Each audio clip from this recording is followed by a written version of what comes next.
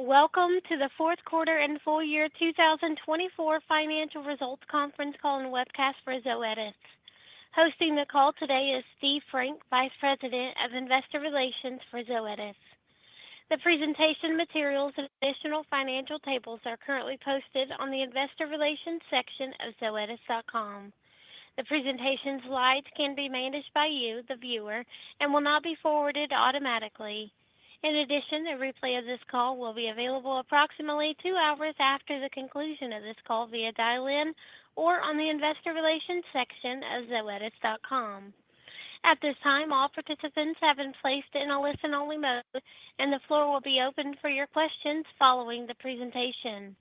If you would like to ask a question at that time, please press star 1 on your telephone keypad. If at any point your question has been answered, you may remove yourself from the queue by pressing star 2. In the interest of time, we ask that you limit yourself to one question and then queue up again with any follow-ups. Your line will be muted when you complete your question. When posing your question, please pick up your handset to allow optimal sound quality. Lastly, if you should require operator assistance, please press star 0. It is now my pleasure to turn the floor over to Steve Frank. Steve, you may begin. Thank you, Operator. Good morning, everyone, and welcome to the Zoetis fourth quarter and full year 2024 earnings call. I am joined today by Kristin Peck, our Chief Executive Officer, and Wetteny Joseph, our Chief Financial Officer.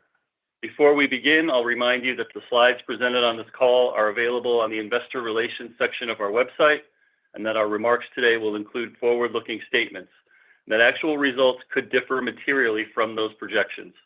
For a list and description of certain factors that could cause results to differ, I refer you to the forward-looking statements in today's press release and our SEC filings, including but not limited to our annual report on Form 10-K and our reports on Form 10-Q.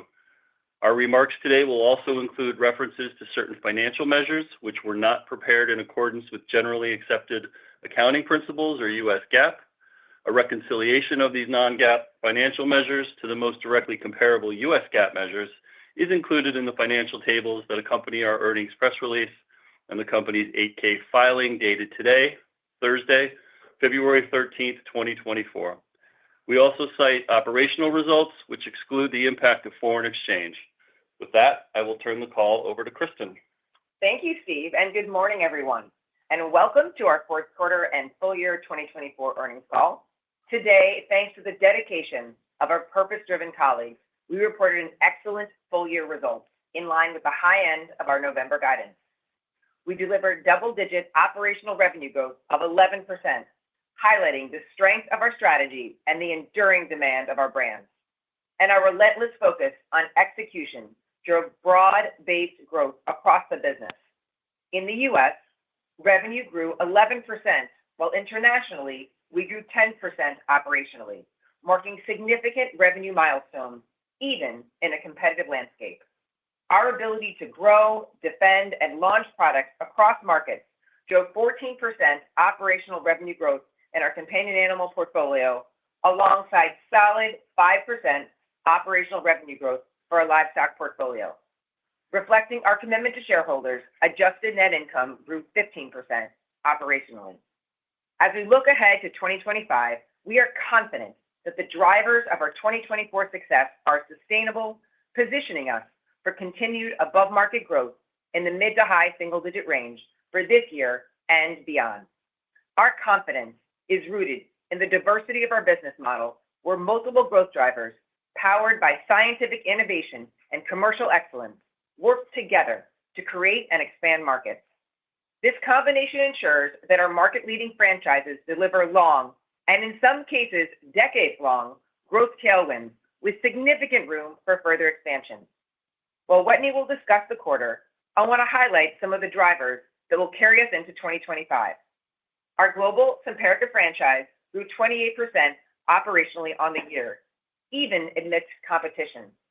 This success is fueled by the ongoing shift toward triple combination treatments, a market that has grown over 40% in the past 12 months.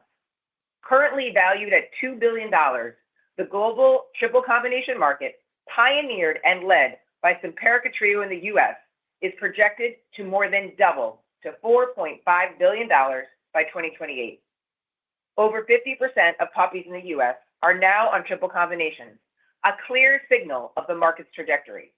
And veterinarians and pet owners tend to stay with trusted, proven solutions, underscoring the importance of our 3-year first-mover advantage in triples. This dynamic, combined with the strength of our diverse portfolio and robust channel strategy, driving higher compliance and increasing total value per patient, positions us to continue leading in this critical segment. Our osteoarthritis or OA pain franchises, including Librela and Solensia, grew revenue 80% operationally in 2024. Librela's U.S. launch is the most successful in our history, cementing its blockbuster status in less than 4 quarters, and has quickly become the 4th largest product in our U.S. pet care portfolio. As Whitney mentioned at the J.P. Morgan Healthcare Conference in January, true disruptive scientific innovation often follows a nonlinear growth trajectory due to the investment, education, and market development required to establish entirely new categories of care. Even so, innovations like Librela are revolutionizing the treatment paradigm, offering new hope for pets and their owners. With nearly 25 million doses distributed globally, we have already helped millions of dogs regain mobility and improve their quality of life. Just as Librela is transforming care for dogs, Solensia is doing the same for cats. Now a blockbuster product, Solensia has redefined OA pain management, driving a meaningful increase in feline veterinary visits. By encouraging proactive care, Solensia is bridging long-standing gaps in medicalization and strengthening the relationship between cat owners and their veterinarians. This momentum underscores a significant opportunity to drive sustainable growth in the underpenetrated feline segment and demand for future therapies and long-acting formulations. In our key dermatology franchise, we grew revenue 17% operationally for the year. As we shared at J.P. Morgan, even with over 25 million dogs treated by our differentiated portfolio to curb itch, the total addressable market is projected to grow to $2.5 billion by 2028, an 11% CAGR. That's because there are still 20 million dogs worldwide who remain untreated or undertreated. With a long runway for growth ahead, a diverse, safe, and effective portfolio supported by strong customer satisfaction, brand loyalty, and future long-acting formulation positions us to lead and expand the market. And at the heart of our success is our commitment to living our purpose each day, to nurture the world and humankind by advancing care for animals. That means as customer preferences evolve, ensuring our treatments are available where and when they are needed, while always championing the essential role of veterinarians. This commitment has shaped our omni-channel strategy, meeting customers where they are, whether at the clinic or through alternative channels. As a result, Simparica Trio and Apoquel are the top-selling products in U.S. retail, contributing meaningfully higher compliance. When combining retail and home delivery, approximately 20% of our U.S. pet care portfolio flows through alternative channels, driving growth and expanding the total market. We expect this trend to continue into 2025. At the same time, we continue to educate veterinarians and pet owners on the benefits and availability of our treatments, helping to drive informed decisions and better health outcomes. For the year, our livestock portfolio delivered strong 5% operational revenue growth, exceeding our initial expectations of being at the high end of the historical 2 to 4% annual industry growth range. We achieved this result despite the Q4 divestiture of the medicated feed additives product portfolio and certain water-soluble products and related assets. The divestiture was a strategic move to streamline our portfolio, enhance operational focus, and prioritize high-growth, high-value areas that align with our long-term strategy. And we remain deeply committed to livestock and to continue to lead with innovative vaccines and life cycle solutions, including antibiotic alternatives and advanced therapies that enhance disease prevention and support sustainability aligned with our core capabilities. As a result of the MFA divestiture, our press release and slides highlight organic operational revenue growth for the full year and fourth quarter, excluding all divested products and adjusted for foreign exchange, Based on this and building on the momentum from 2024, we are guiding to a range of 6 to 8% organic operational revenue growth in 2025, and will continue to provide updates on this metric throughout the year. We also expect organic operational growth in adjusted net income in the range of 6 to 8% in 2025. Excluding the impact of interest and taxes, we expect bottom line growth of 8 to 10%, reflecting the strength of our business fundamentals and the robust secular trends driving our industry. Our strong underlying performance and financial discipline ensure we remain well positioned to deliver on our value proposition. This guidance underscores the strength of our portfolio and commercial engine as we continue to grow our key franchises. The industry remains essential and resilient, driven by strong underlying demand and the indispensable nature of our work. As we look ahead, we will continue balancing strategic investments in innovation and commercial excellence to sustain our track record of profitable growth and generate long-term value for our shareholders. In 2025, our success will be anchored in the same key drivers that have propelled us over the past decade. We operate in highly attractive end markets driven by scientific innovation and market-leading franchises. With our global scale, we can launch therapies across geographies and channels, ensuring veterinarians and pet owners have access to the best treatments available. And while the operating environment evolves every year with new entrants, shifting geopolitical dynamics, and an evolving regulatory and trade landscape, our agility positions us to navigate these challenges and capitalize on emerging opportunities. Our success is driven by the strength of our strategy, differentiated execution, innovative pipeline, our colleagues, and culture. This is evident in our R&D engine, where we expect at least one major approval annually over the next several years, with multiple potential blockbusters in our pipeline. These innovations will drive durable, diversified growth across both companion animals and livestock, reinforcing our commitment to addressing unmet needs. Above all, we remain committed to our track record of value creation and delivering performances that outpace the market, positioning Zoetis as a trusted leader in animal health now and in the future. And finally, a sincere thank you to our colleagues whose dedication makes these results possible. And with that, let me turn it over to Wetteny. Thank you, Kristen. To echo your enthusiasm, 2024 was an excellent year. Our full-year performance reflects broad-based revenue growth across segments, species, price, and volume. The foundation of our ability to continually outperform the animal health industry comes from the diversity of our portfolio and the channels and markets in which we lead. For the year, we posted revenue of $9.3 billion, growing 8% on a reported basis and 11% operationally, with 6% driven by price and 5% from volume. We raised our revenue guidance throughout the year and ultimately finished above the high end of our initial range. Adjusted net income grew 10% on a reported basis and 15% operationally to $2.7 billion. Global revenue growth was driven by our companion animal portfolio, which grew 14% operationally. Leading the way, our Simparica franchise posted $1.4 billion in revenue on the year, growing 28% operationally. Simparica Trio exceeded $1 billion in revenue globally.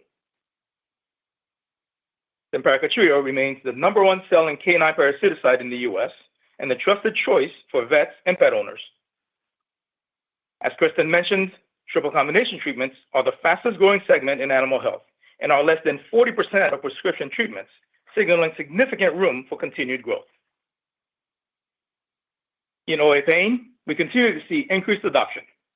Librela and Silencia reported combined revenue of $581 million globally for the year, growing 80% operationally. Over a decade since our first launch, our key dermatology franchise posted operational growth of 17%, generating $1.6 billion in revenue. We remain steadfast in our confidence to grow the franchise in the face of competition, and we delivered strong double-digit growth balanced across both Apoquel and Cytopoint. We expect continued market expansion driven by higher compliance and new patient growth as we have highlighted that a significant portion of this market remains untreated or undertreated. Lastly, our livestock portfolio also had a strong year, with $2.9 billion in revenue, or 5% operational revenue growth, driven primarily by price, while volume growth faced headwinds from the MFA divestiture. On an organic operational basis, livestock grew 7%. Moving on to segment performance for the year, both the U.S. and international segments saw impressive double-digit revenue growth. The U.S. posted $5.1 billion in revenue, growing 11% on the year, while our international segment reported revenue of $4.1 billion, growing 10% operationally for the full year. U.S. growth was led by our companion animal portfolio, which grew 15%, driven by the performance of our Simparica franchise, our OA pain mAbs, and market expansion across our key dermatology franchise. The Simparica franchise reached nearly $1 billion in revenue, growing 26%. Simparica Trio was the primary growth driver, with $918 million in sales, growing 30%. With high vet and pet owner satisfaction, Trio is the leading parasiticide product in the U.S. Our ability to grow our volume double digits while simultaneously taking price by being more targeted in our promotions highlights our first-mover advantage. Our OA pain mAbs reported $271 million in sales in the U.S., growing 197%. In its first full year in the market, Librela generated $201 million in sales and reached blockbuster status in the U.S. market faster than any product in our history, where it is already the first-line choice for severe OA cases. With nearly 40% of dogs suffering from OA at some point in their lifetime, we are confident that Librela will be a contributor to growth for years to come. Solensia posted $70 million in U.S. revenue for the year, growing 58%. For the year, Solensia accounted for over 70% of clinic revenue in the feline OA category and has continued to substantially grow the market since launch.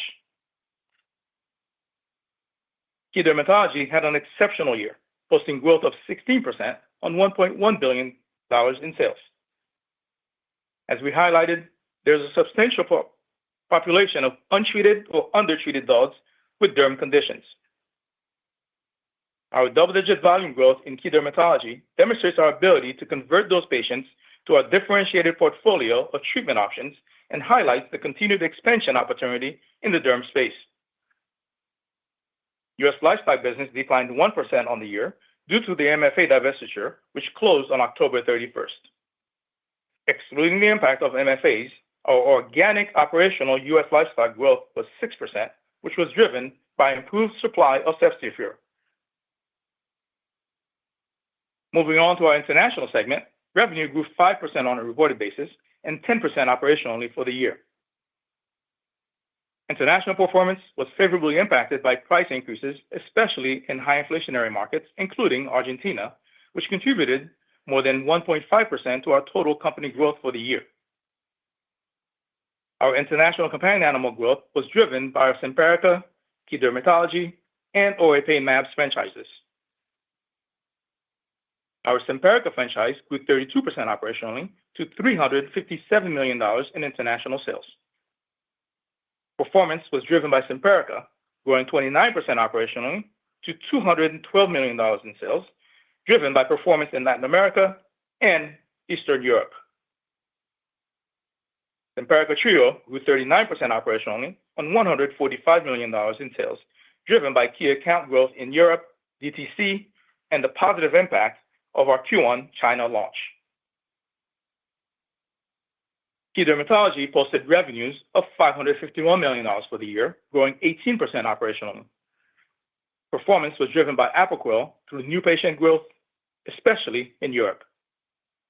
Cytopoint also contributed with new patient growth and compliance in existing patients. Internationally, our OA pain mAbs grew 34% operationally, posting $310 million in combined revenue. Sales of Librela were $246 million internationally, growing 33% operationally. Solensia sales were $64 million, growing 39% on an operational basis. Our international livestock portfolio grew 8% operationally to $1.9 billion in sales for the year, with growth driven by price as well as strong performance in fish, partially offset by headwinds from swine volumes in China. Moving on to our Q4 results, in the fourth quarter, we posted $2.3 billion in revenue, growing 5% on a reported basis and 6% operationally, with 5% driven by price and 1% from volume. Excluding the impact of our MFA divestiture, our Q4 organic operational growth was 9%, with 4% coming from volume. Adjusted net income of $632 million grew 11% on a reported basis and 9% operationally. Revenue in the quarter was driven by our innovative companion animal portfolio.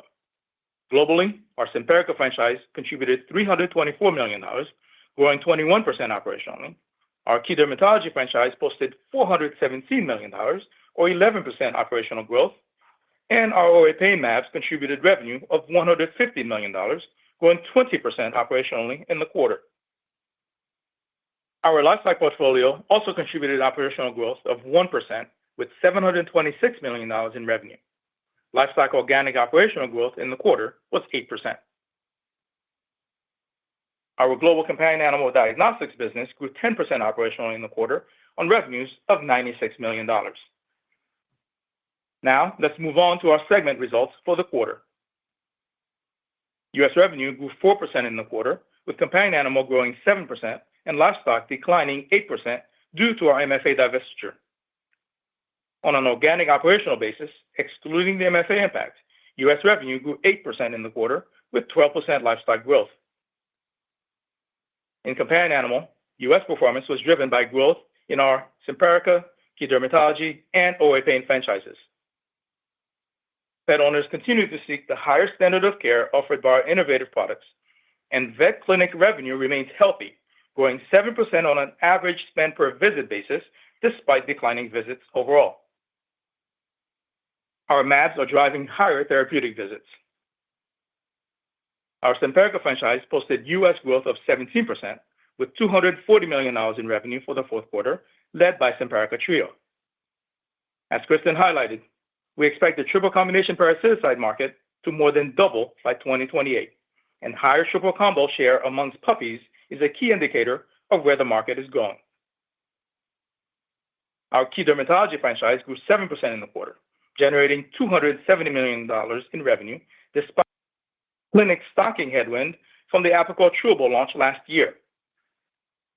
Derm visits grew 4% in the quarter, highlighting the willingness of pet owners to treat itch. Cytopoint was the largest driver of growth, driven by preference for injectable treatments. Apoquel growth continues to be driven by expansion of Apoquel Chewable, benefiting from increased conversion and compliance driven by alternative channels. Our OA pain mAbs, Librela and Solensia, posted a combined $71 million in U.S. sales in Q4, growing 22%.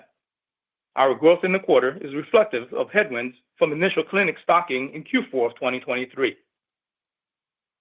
Librela, now entering its second year in the market, generated $53 million, growing 21% on the quarter and reaching more than 1.2 million patients. We remain confident that the market opportunity is significant. Pain-related vet visits increased 15% in the fourth quarter, highlighting the demand that has propelled Librela to the fourth largest product in our U.S. business and the most successful launch in animal health history. Organic operational growth in U.S. livestock of 12% was primarily driven by the timing of supply of Ceftiofur and volume growth in Draxxin. Moving on to our international segment for the quarter, revenue grew 6% on a reported basis and 10% excluding the impact of foreign exchange. Companion animal grew 13% operationally, and livestock grew 6% operationally. The MFA divestiture did not have a material impact on our international organic operational growth. Our international companion animal portfolio growth was driven by our key dermatology products, our Simparica franchise, and our OA pain mAbs. Our key dermatology products grew 19% operationally, with sales of $147 million in the quarter. Growth in key dermatology was driven by new patients and increased share for both Apoquel and Cytopoint, driven by field force execution and brand marketing campaigns. Preference for chewables continues to increase, with conversion to Apoquel chewable in Europe now at 50%. We saw 32% operational growth in our Simparica franchise internationally, with revenue of $84 million on the quarter. Simparica was the main growth driver, growing 33% operationally on $53 million in revenues. Simparica Trio grew 30% operationally, with $31 million in revenues. Internationally, our oral pain mAbs grew 18% operationally, posting $79 million in combined revenue. Librela posted sales of $62 million in the quarter, growing 15% operationally. We see continued growth in prescribing rates, and penetration and reorder rates remain high. Solensia growth of 28% operationally on $17 million of sales is driven by increases in both returning and new OA patients. International livestock reported sales of $477 million in the fourth quarter, growing 6% operationally. Growth came primarily from price in hyperinflationary markets and in cattle. Moving down the P&L, full-year adjusted gross margins of 70.7% grew 50 basis points on a reported basis. Foreign exchange had an unfavorable impact of 40 basis points. Excluding FX, we saw higher margins due to price and favorable mix, partially offset by higher manufacturing costs. Adjusted operating expenses increased 10% operationally for the year. Growth was driven primarily by SG&A increases of 9% operationally, largely due to higher compensation-related expenses, due in part to company performance. Full-year SG&A growth is inclusive of Q4 growth of 11% operationally, reflective of the acceleration of certain demand-generating activities into Q4 of 2024. R&D spend grew 12% operationally for the year on higher compensation-related expenses due to company performance and increases in project spend related to internal portfolio advancement. Adjusted net income grew faster than revenue at 15% operationally. Adjusted diluted EPS grew 17% operationally for the year. We remain committed to reinvesting in the business while returning capital to shareholders. In 2024, we repurchased $1.9 billion of Zoetis shares, the most in our history. We also reaffirmed our commitment to buying back shares in August when our board approved a new multi-year $6 billion share repurchase program. Additionally, we increased our dividend rate 15% during the year while distributing $786 million back to shareholders. In total, we returned over $2.6 billion to shareholders in 2024, an increase of over $800 million versus the prior year. Now, moving on to our guidance for the full year 2025. The strengthening U.S. dollar throughout 2024 has been a headwind to our reported revenue and adjusted net income projections. As a reminder, we do not forecast foreign exchange, and our guidance reflects rates as of late January. Our 2025 guidance reflects foreign exchange headwinds of approximately $250 million to revenue and $50 million to adjusted net income versus 2024. For 2025, we are projecting revenue between $9.225 and $9.375 billion, representing an organic operational growth range of 6% to 8%, with growth across both price and volume. We expect our performance to be driven by our companion animal business, with broad-based growth across our Simparica, key dermatology, and OA pain franchises. We are projecting these combined innovative franchises to grow double digits in 2025. Our growth estimates include a range of assumptions for new market entrants and conditions across our business. As a reminder, our guidance does not include products that have not yet been approved. Additionally, guidance does not account for the impact of recent and potential policy changes, including tariffs, tax reform, or other regulatory changes. For livestock, 2024 growth was favorably impacted by tailwinds from price particularly in high inflationary markets, including Argentina. Those impacts normalized as the year progressed, and we do not expect similar tailwinds for 2025. Additionally, our reported growth for livestock will be negatively impacted by our MFA divestiture. We will continue to provide organic operational comparisons throughout the year to normalize for this impact. We expect our organic operational livestock growth to be in line with the livestock industry growth for the year. Now, moving on to the rest of the P&L. Adjusted cost of sales as a percentage of revenue is expected to be approximately 28%. Our expected margin improvement is driven by favorable product mix aided by our MFA divestiture. This improvement is partially offset by foreign exchange impacts within our supply chain. Adjusted SG&A expenses for the year are expected to be between $2.3 and $2.35 billion. This change is reflective of a normalization of compensation increases tied to 2024 performance, as well as the acceleration of certain demand-generating activities into Q4 of the prior year. Adjusted R&D expenses for 2025 is expected to be between $680 and $690 million. We are coming off a multi-year cycle of R&D investment at a pace greater than revenue growth, with the output of those investments reflected in the portfolio progress we disclosed at the J.P. Morgan conference last month. Adjusted interest expense and other income deductions is expected to be approximately $200 million. Our adjusted effective tax rate for 2025 is expected to be approximately 21%. Adjusted net income is expected to be in the range of $2.7 to $2.75 billion, representing growth of 2% to 4% on an operational basis and 6% to 8% on an organic operational basis. Our growth at adjusted net income is impacted by net interest headwinds due to lowering rates on invested cash versus prior years. Additionally, while our adjusted effective tax rate guidance for 2025 is within our historical range, it is at the higher end of the range due to higher taxes on foreign earnings. Our organic operational adjusted net income growth is expected to be 6% to 8%. If we further exclude the impact of interest and taxes, our bottom line growth is expected to be between 8% and 10%. Lastly, we expect adjusted diluted EPS to be in the range of $6 to $6.10 and reported diluted EPS to be in the range of $5.70 to $5.80. Our EPS projections are based on current share count and do not consider the future impact of our ongoing share repurchase program. In closing, 2024 success was built upon the strength of our broad portfolio and our purpose-driven colleagues.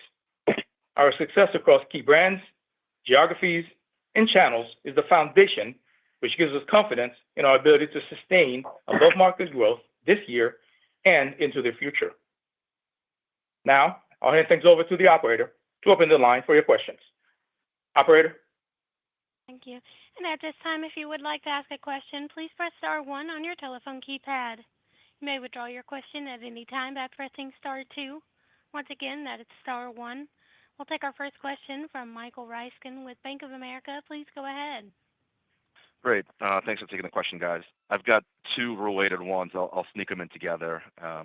So first, Wetteny, in your prepared remarks, you sort of said you have a range of assumptions for new market entrants and market conditions in the guide. I want to dive into that. There's a lot of competition in the market this year. You already have one on the market for derm. There's a second major apical competitor expected this summer. So explicitly, could you sort of walk us through what you're factoring into the guide, whether it's in terms of color for growth for those products? You kind of gave some broad comments on growth expectations, but also just sort of incremental headwinds from competition and how that could play out. And then tied to that, I guess, are you taking on any incremental investments to support your major brands, derm, combo parasiticides, in terms of go-to-market strategy, commercial efforts, maybe in terms of bundling products together, alternative channels, just sort of how are you adjusting that in the face of some of that growing competition? Thank you. Thank you, Mike. Happy to take the question on competition. Look, first of all, we have delivered an outstanding 2024 with 11% growth operationally at revenue and 15% adjusted net income. If you look across our key major franchises, we delivered double-digit growth across all three of those major franchises, including Derm. And we're in the context of Derm, more than a decade in, we're delivering 17% operational growth.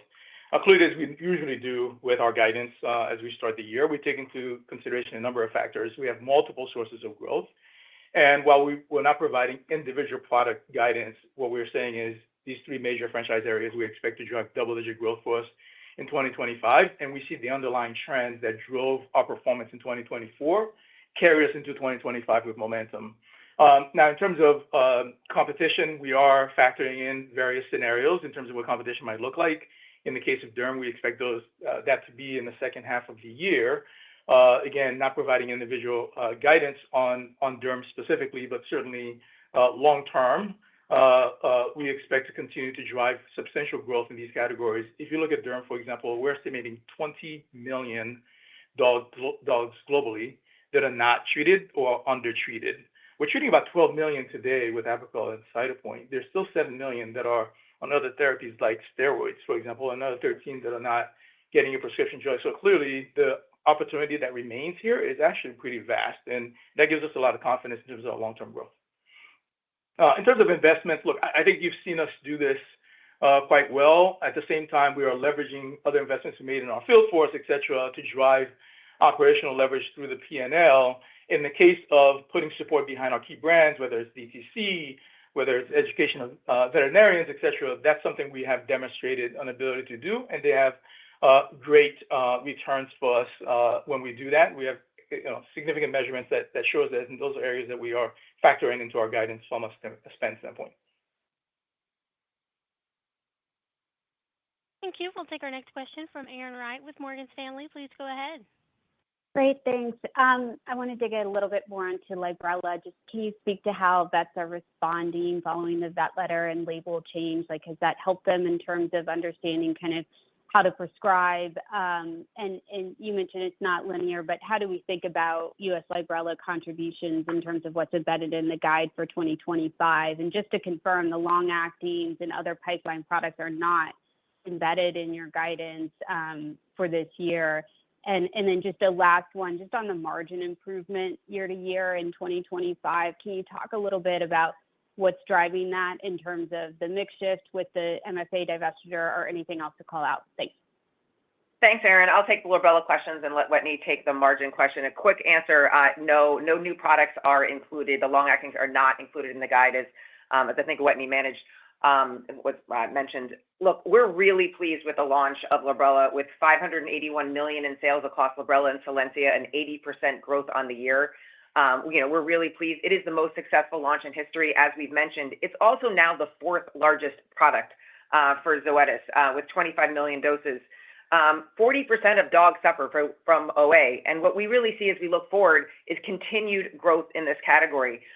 We did get the Dear Vet letter, which helped vets understand what the update in adverse events were using real-world data. And we obviously, showed you the label that we implemented based on that. And I think that really underscores our commitment for transparency, which we've been doing all along with regards to the adverse events. I would highlight that there were no contraindications, no warnings, and no precautions in that label, but we're really pleased to be able to share that with veterinarians, consistent with our purpose and consistent with our commitment. And I think veterinarians have found that quite helpful. That label, as we had mentioned to you many times, is, we expected it to be consistent with our label in international, where we continue to be driving growth, as you saw throughout 2024. So the U.S. label looks largely like a label in Europe or Canada, and we really look forward to continuing to grow this franchise. Wetteny, do you want to take the second question on margin? Sure. Before I get to the margin, maybe just one more point I'll make on Librela. You asked about how we factor that into our guidance. Clearly, we combined the three major franchise areas, and we're calling double-digit growth across those. As you've seen in Librela, even after 3 years in the market outside the U.S. and in Europe, we delivered 33% growth in Librela in the third year. So we are expecting annual growth to be strong to robust across these franchises, across the OA pain as we go forward, even if we're not giving specific guidance on individual products.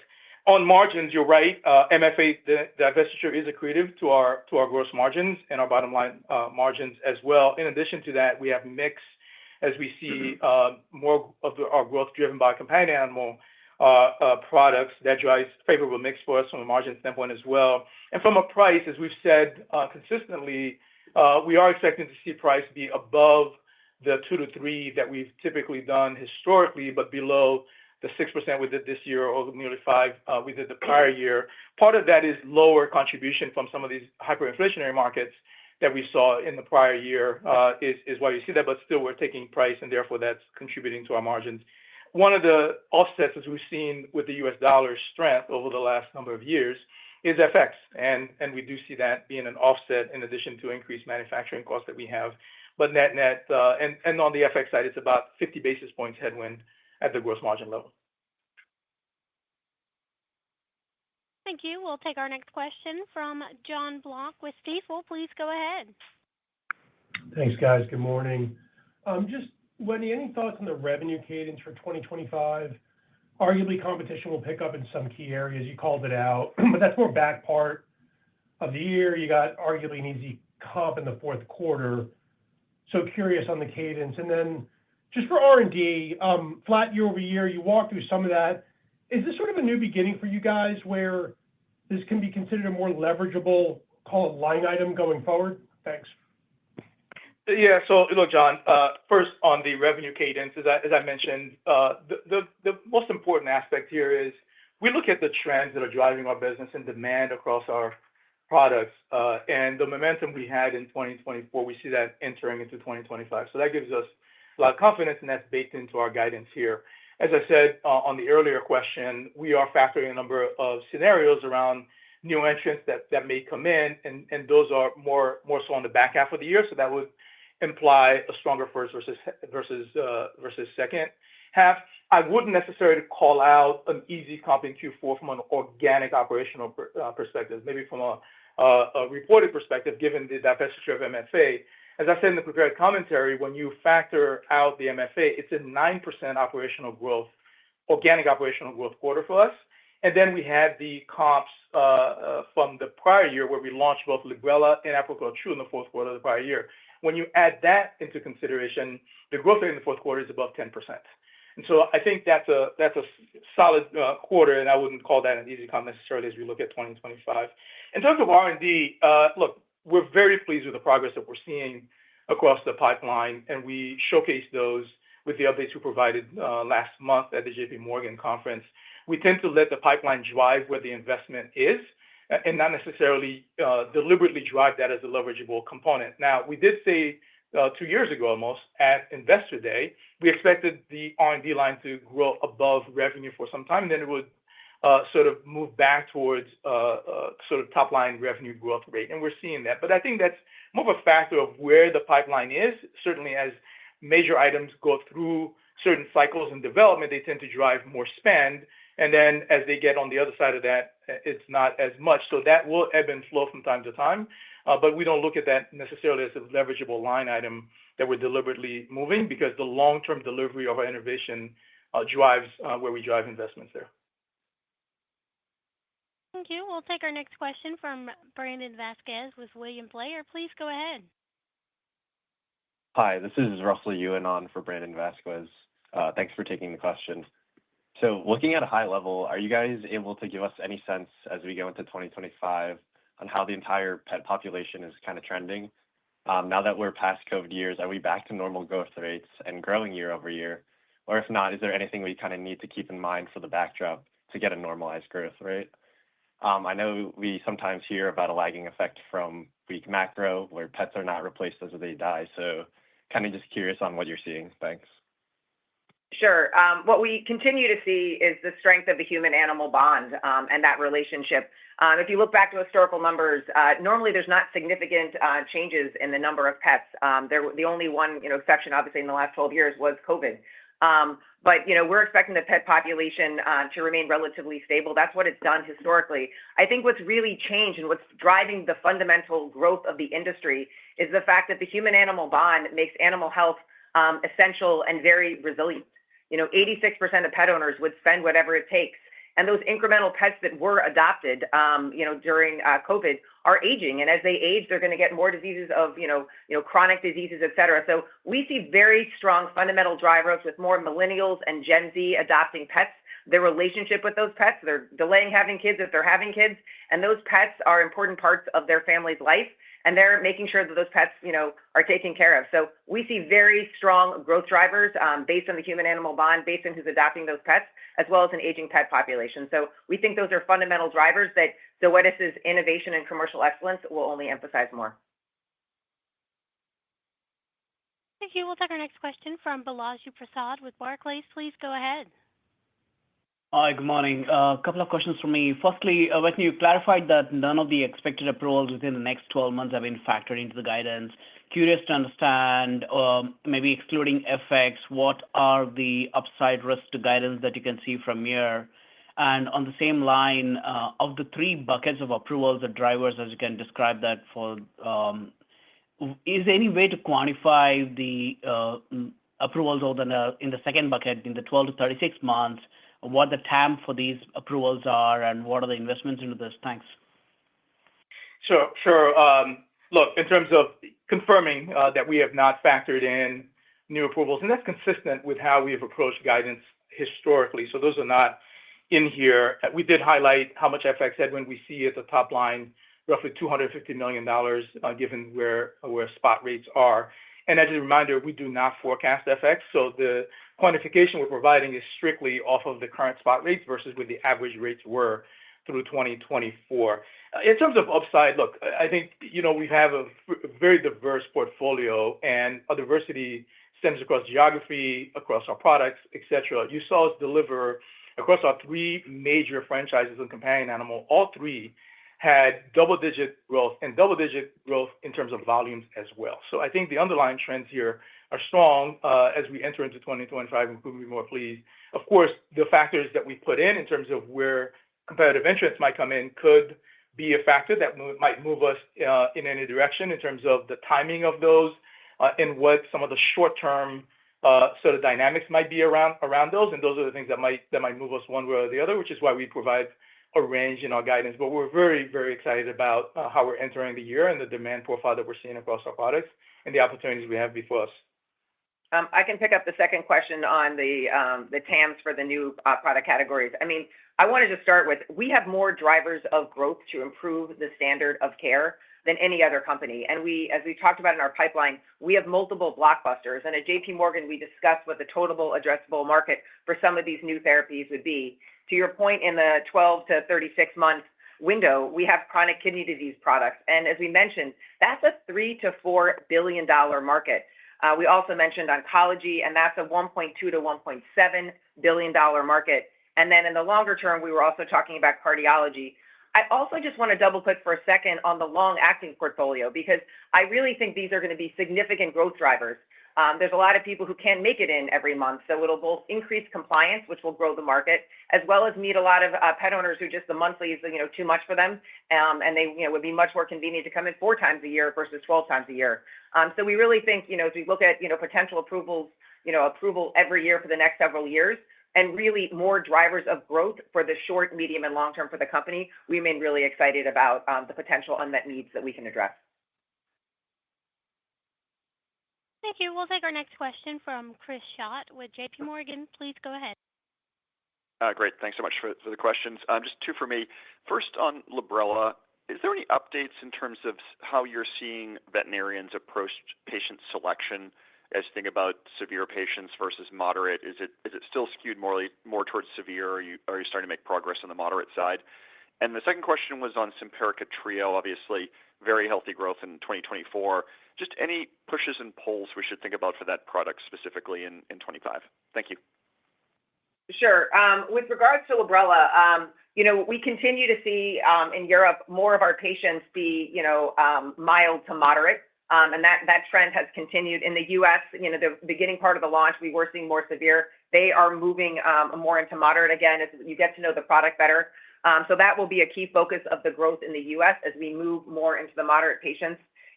We continue to do blind studies with veterinarians, and they continue to be very satisfied with the product. and they continue to intend to prescribe. And I think the more we do and get those into moderate patients, we'll see continued growth there. With regards to assumptions in Trio, we had a phenomenal across the Simparica franchise year. Trio is now, exceeding $1 billion. It is the number one seller in the U.S., and it's been on the market, 4 years, even with significant competition. We saw about a 28% growth. I think what's important to really, remind people is there's still significant growth in this category today. We've got 50% of puppies, which means 50% of puppies are still not on a triple combination. We think that will continue to grow the market. We think also as you have more and more people on auto ship, once you start a parasiticide, you're very unlikely to switch. So this is a very sticky category. So even if we see new competition, we continue to believe, just as we did when we thought or enter, that we could continue to grow this market and grow our share. And I think we continue to demonstrate our ability to do that. Thank you. We'll take our next question from Glenn Santangelo with Jefferies. Please go ahead. Yeah, thanks for taking my question. Hey, Wetteny, I just wanted to follow up on some of the comments you made with respect to the organic growth. If you look at the sort of pricing expectation you're building into your assumption this year, I think you said it'll be better than your 2 to 3% normalized expectation. So with sort of half of the operational growth coming from pricing, it seems like you're assuming some modest slowdown on the volume side. And just sort of given, that you expect, significant double-digit growth in your three major franchises, I guess maybe talk about, if either you or Kristen can talk about maybe some of the other areas of the portfolio where you're maybe seeing some levels of deceleration in volume, and maybe that's just, some level of conservatism you're building into your guidance. Thanks. Sure. Happy to do that. As I said, our pricing expectations for 2025 are a bit north of our historical 2 to 3, but below the 6% we printed in 2024 and roughly 4.5% to 5% the prior 2 years. So that is certainly a consideration. One other thing I would remind you is we saw livestock growth in 2024 at roughly 5%. And if you take the MFA divestiture out, it's actually 6% on 2024. We are calling 2 to 4, which is what the industry growth rate is from a livestock standpoint. Again, I will repeat this point, which is really, really important. The underlying trends that we see driving demand for our products are entering into 2025. And so that gives us a lot of confidence in what we're going to see, which is a double-digit volume growth across these major franchises in 2024. We are factoring certain competition in there. And so depending on how you look at the range, the 6 to 8, if taking what I'm saying on price, at the low end of the range, yes, you would have slightly more price than volume. At the higher end of the range, you would actually have a balance between price and volume, which is what you saw from us excluding hyperinflationary markets in 2024. So that feels about the same as what we're saying in 2025, depending on where you fall in the range that we're providing on guidance. Okay, we'll take our next question from Navann Ty with BNP Paribas. Please go ahead. Hi, good morning. I had two questions, please. The first one on Librela, if you can discuss any expected impact of the U.S. label changes, if any, on the transition to the moderate population in the U.S. And then my second question is on innovation. If you can comment on the blockbuster potential of the expected approvals that you have listed. Thank you. Sure. We were very pleased to implement the new label. We think it helps vets understand the latest data on real-world adverse events. We've continued to be incredibly transparent throughout with regards to what we were seeing in other markets, and we shared that data. So we really see this as just helping vets better understand. It's consistent with what we have been sharing with them all along. So we don't really think it changes the trajectory much. We think what we're seeing in the U.S. is more moderate patients and continuing to grow that market. And as I mentioned before, the surveys we're doing with vets, they are satisfied with the product, and they continue to have an intent to prescribe. What we're really seeing is just the impact it's making on improving the quality of life for so many pets. So we really see continued growth overall in that. And with your second question on the multiple blockbusters, we're really seeing, as we talked about, the total addressable market for some of these new unmet needs being very significant. The one I'd really focus on, the largest, is obviously chronic kidney disease. That's both for dogs and for cats, and there really are no treatments today. And we expanded the size of those total addressable markets from our investor day, And that was really about better understanding the molecules that we have today and really how they're going to meet that unmet medical need, but also importantly, increases and improvements in diagnostics to be able to better diagnose animals to make sure that we're getting the right patient population aligned with the potential of the product. So we're very excited as we look at chronic kidney disease, oncology, as well as cardiology to really meet new unmet medical needs that the market's really been looking at. And as I mentioned before, have more drivers of growth for the short, medium, and long term to improve the standard of care. Thank you. We'll take our next question from Steve Scala with TD Securities. Please go ahead. Oh, thank you. This is Chris LoBianco after Steve Scala.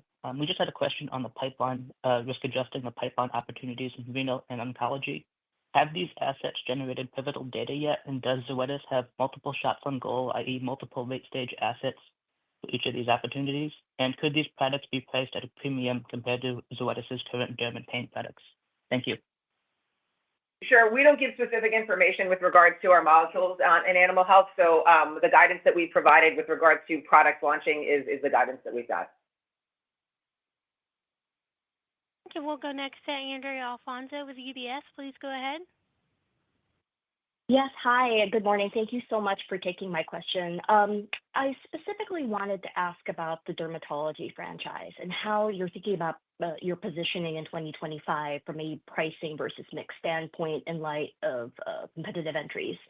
And, have you had to amplify some of your education and awareness efforts around efficacy relatively? And then I guess finally, what is sort of your view on kind of the mix shift between Cytopoint and Apoquel? Thank you so much. Sure. We're very excited for the performance of dermatology in 2024 with 17% growth with a $1.64 billion portfolio. Importantly, even with competition in Q4, we had 11% revenue growth. And we really are seeing growth in this market overall. I think Wetteny mentioned in his remarks before, we're seeing this market grow 11%.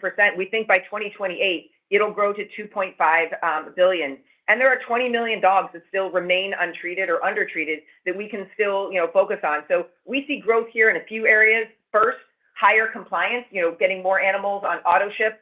Obviously looking at, a long-acting portfolio coming as well. We see that as potentially improving compliance and really, going after the undertreated dogs today as well as the untreated dogs. So we see significant continued growth here for the overall market, even with competition. What we continue to see in other franchises and in other categories is with new competition, you have new awareness, and we continue to grow the category overall. Yeah, I'll just add, from a pricing standpoint, we don't provide product-specific pricing considerations, but I would remind you in 2024, we saw 17% operational growth and double-digit volume growth despite robust price here. So we do believe there's opportunity given the remaining untreated pets in this space and opportunity to continue to grow. In terms of the balance, look, we see strong demand for both products. If you look at Cytopoint and Apoquel, Cytopoint in the clinic is preferred both from a compliance standpoint and having that volume through the clinic. Apoquel in alternative channels, when you combine both retail and home delivery, that total is about 40% of our Apoquel volume. And you're seeing that convenience factor, the compliance that drives significant growth as well. So in 24, we actually saw balanced growth between the two, which is very, very encouraging as we go into 2025. Thank you. We'll go next to Daniel Clark with Leerink Partners. Please go ahead. Great, thank you. Just wanted to drill down a little bit on the figure that 50% of puppies are on a triple combo parasiticide. What are the different pushes and pulls that you think could maybe drive that number higher, and how are you thinking about that for 2025? Sure. Again, we think awareness and growth, if you look at it right now, the triple combination therapy still is less than 40% overall, and it's growing at 40%. So we think that, you'll continue to see the more you add new puppies, the more they're on. And once they go on, they're very unlikely to go off. So we really are excited to see this growth. And what we continue to see as new entrants enter, it only brings more attention to triple combinations, which is the fastest growing segment of parasiticides overall. And, the triple market today is $2 billion. And we're expecting it, as we mentioned before, to grow to $4.5 billion by 2028. So we just see the natural growth here. And, as someone who was, first this year. We've had 4 years and an additional 3 years on the market ahead of anybody else. We see really that lead making a big difference in continuing to grow our share and to grow the market overall. And there are no other questions at this time. I'll turn it to Kristen for closing remarks. Okay, great. As always, thank you everyone for your questions and importantly for your continued interest in Zoetis. As you heard today, we are extremely pleased with our excellent performance in 2024 and eager to really build on this momentum as we move into 2025. We remain confident in the steady demand for our diverse and our innovative portfolio, which continues to deliver value to our customers and to advance animal health globally. And we're driven by our purpose to advance care for animals, and we remain focused on executing our strategy, instilling confidence in our stakeholders, and reinforcing our unwavering commitment to our value proposition. We look forward to keeping you updated on our progress as the year progresses. Thanks, everybody. Thank you. This does conclude today's program. Thank you for your participation. You may disconnect at any time.